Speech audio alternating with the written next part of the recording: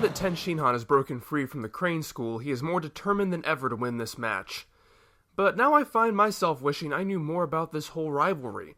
At this point, Tenshinhan says he no longer has to worry about Crane, Turtle, or Vengeance.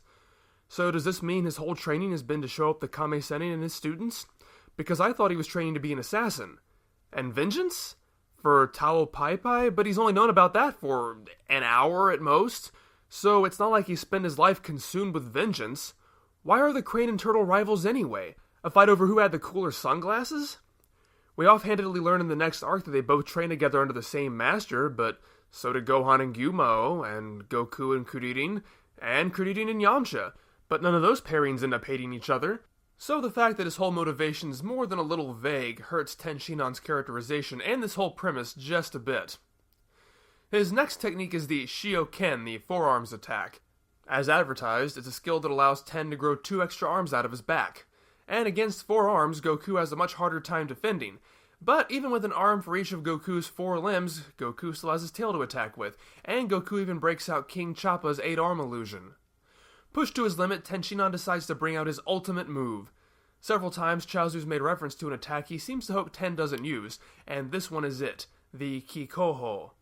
It's such a powerful move, even Tenshinhan tells Goku to dodge it.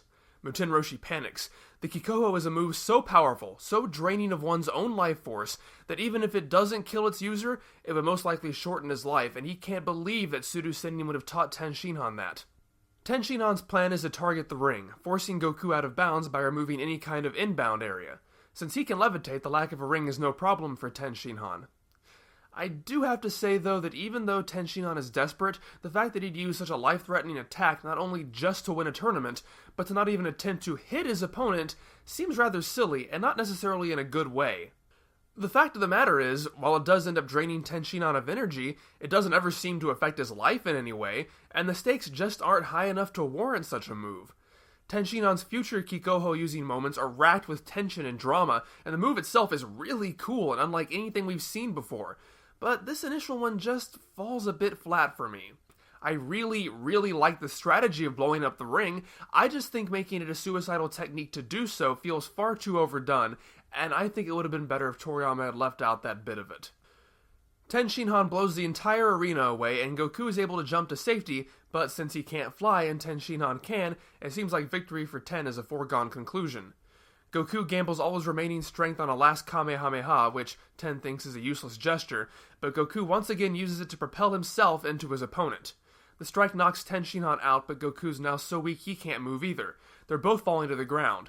Goku finally manages to release a tiny Kamehameha, enough to slow his fall by a slight margin, and position himself just slightly higher than Tenshinhan. It looks like Goku's going to win. However, at the very last second, he slams into a truck, which ends his descent just a second before Tenshinhan's. Tenshinhan is the champion of the 22nd Tenkaichi Budoukai. This turn of events is just amazing, and maybe slightly infuriating. It might be somewhat predictable to not have Goku win the first tournament he was in, but I doubt anyone saw it coming that he wouldn't win this one.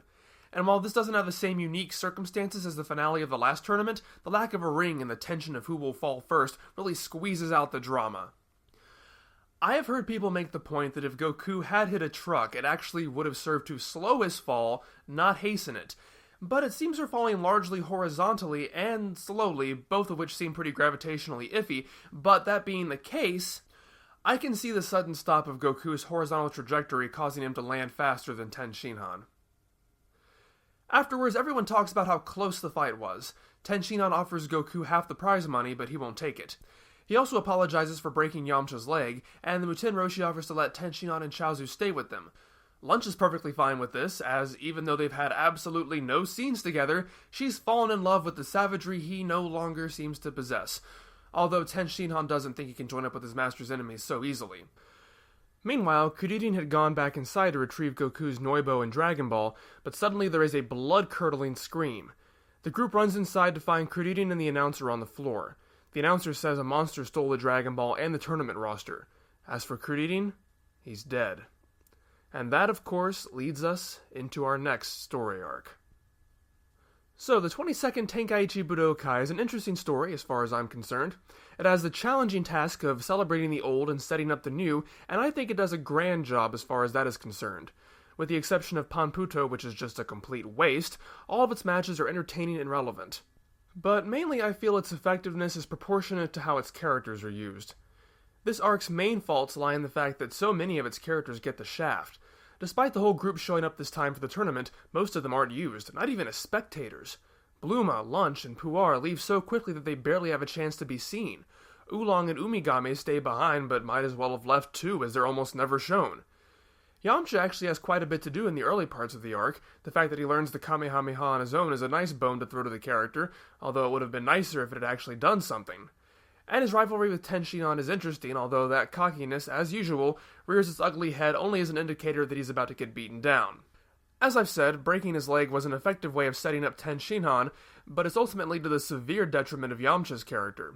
It takes him out of the rest of this arc, and ultimately keeps him from being of much use in the next arc as well. My other main problem character-wise is with Goku himself. He just doesn't affect much of a presence until near the end of the arc. The fact that Goku isn't there for the introduction of the Crane School also means he's out of the loop. Swearing to avenge Yamcha puts him back in the story, but the failure of the Panputo match does nothing but exacerbate the problem, and means that Goku is in the background of the story until the end of the semifinals. I certainly don't mind the other characters getting a chance to be in the spotlight instead of Goku, but it seems a major step back for Goku after he developed into such a proactive character in the last arc. I think this is the beginnings of Toriyama's love affair with the plot device of having Goku show up at the last minute and surprise everyone, including the audience, with his new power. All the rest of the characters are used quite effectively. Kuririn doesn't really develop in any new ways aside from earning the Muten Roshi's confidence that he's not going to slack off, but he is given quite a few moments to shine, from his impromptu learning of the Kamehameha to his strategies against Goku. Part of me has always wished we'd gotten to see some of Yamcha and Kuririn training together over the 3 years. Truth be told, those two characters probably spend more time together than most others, even Goku and Kuririn, but it's almost always forgotten. At any rate, both characters now fully embrace the Kame-gi, which is a nice step for both of them, but that also means their original, character-specific outfits are never seen again, and that's a bit of a shame. The Kame-gi and later variations are a part of Goku's iconography, and the other two get a little lost in that look, I think. Not that it doesn't look very good on both of them. The Muten Roshi gets a few comedic moments early on in the arc, but he's mostly used for more serious purposes, and that's handled extremely well. There are things I could say about his character overall and how it's utilized, but I think I'll save that for the next arc, which is effectively his swan song. But for this arc specifically, it's interesting to see him being portrayed not just as a martial arts mentor, but as a moral compass too. His early bickering with Sudu Sennin is humorous and cute, but he really seems to take responsibility not just for his own charges, but his rival students as well.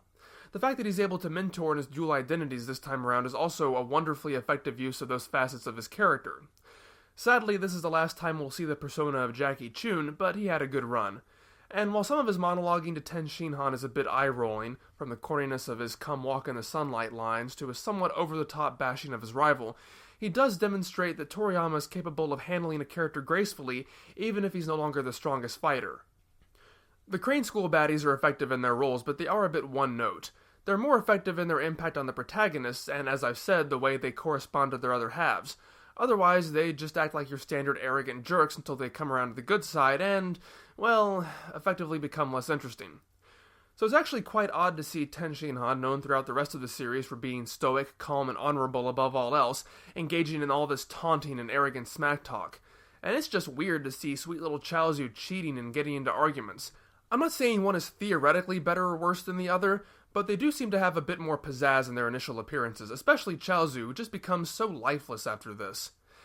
In fact, it's interesting to note that over the course of the entire series, Goku and Chaozu never speak to each other. Not a single time. But I'm actually getting ahead of myself, and once again, this would be better served to talk about in the next arc. What I will go ahead and talk about is a little background. Chaozu's appearance is based on Kyonshi, a type of Chinese zombie vampire, and while the eeriness of his early appearances reflects this, there is really no other similarity besides appearance. His name is a Chinese reading of gyoza, or pot stickers. In fact, the announcer misreads his name as such during the lottery.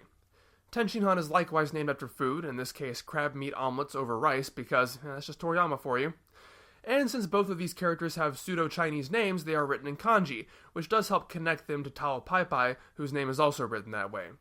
Tenshinhan's appearance is said to be a Journey to the West reference. The character of Erlong Shun has a third eye that allows him to see through Sun Wukong's transformations, just as Tenshinhan's third eye allows him to see through some of Son Goku's illusions. Erlong Shun is instrumental in the beginning of that story in defeating and capturing Sun Wukong, and while this happens much later in Dragon Ball's chronology, Tenshinhan does defeat Goku. And I might as well talk about it now since there's really no relevant point in the story to bring it up. Daizenshu 4, the World Guide, introduces the idea that Tenshinhan is a distant descendant of aliens known as the Three-Eyed Tribe, and some of Tenshinhan's more esoteric signature moves, as well as his third eye, are explained away by this alien ancestry. As you can probably tell by the tone of my voice, I think this is one of the dumbest and needlessly pointless things I've ever heard, and I think it actually diminishes the uniqueness of Dragon Ball's Earth. I mean, seriously, what does this add to anything?